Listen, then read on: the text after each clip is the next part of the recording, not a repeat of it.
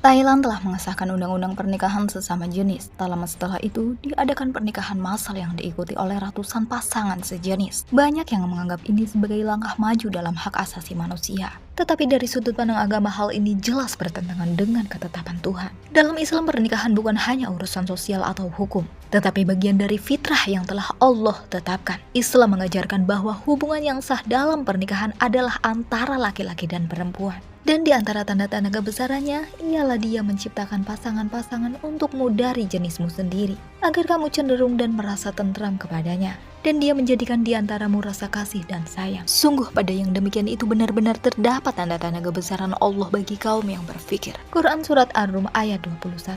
Selain itu dalam Al-Quran terdapat kisah tentang kaum Nabi Lut yang menyimpang dari fitrah manusia. Mereka melakukan perbuatan keji dengan menjalin hubungan sesama jenis. Dan Allah menimpahkan azab kepada mereka sebagai peringatan bagi umat manusia. Allah SWT berfirman, "Dan kami telah mengutus Lut ketika dia berkata kepada kaumnya, mengapa kamu melakukan perbuatan keji yang belum pernah dilakukan oleh seorang pun sebelum kamu di dunia ini? Sungguh kamu telah melampiaskan syahwatmu kepada sesama lelaki bukan kepada perempuan. Kamu benar-benar kaum yang melampaui batas." Quran Surat Al-A'raf ayat 80-81. Akibat dari perbuatan tersebut, Allah menurunkan hukuman kepada kaum Nabi Lut dengan membalikan negeri mereka dan menghujani mereka dengan batu. Allah SWT berfirman, "Maka ketika keputusan kami datang, kami menjungkir balikan negeri kaum Lut, dan kami hujani mereka bertubi-tubi dengan batu dari tanah yang terbakar." Quran Surat Hud ayat 82. Dalam ajaran Kristen, pernikahan juga dipahami sebagai ikatan antara laki-laki dan perempuan. Hubungan sesama jenis dilarang dengan tegas dalam Alkitab. Janganlah engkau tidur dengan laki-laki secara bersetubuh dengan perempuan,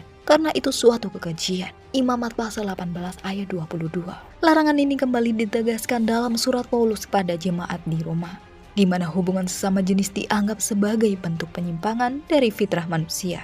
Karena itu Allah menyerahkan mereka kepada hawa nafsu yang memalukan, sebab istri-istri mereka menggantikan persetubuhan yang wajar dengan yang tak wajar. Demikian juga suami-suami meninggalkan persetubuhan yang wajar dengan istri mereka dan menyala-nyala dalam berahi mereka seorang terhadap yang lain, sehingga mereka melakukan kemesuman laki-laki dengan laki-laki, dan karena itu mereka menerima dalam diri mereka balasan yang setimpal untuk kesesatan mereka. Roma pasal 1 ayat 26-27. Dari sudut pandang agama, pernikahan tetap dipahami sebagai hubungan antara laki-laki dan perempuan. Hukum yang dibuat manusia bisa berubah seiring waktu, tetapi ketetapan Tuhan tidak pernah berubah.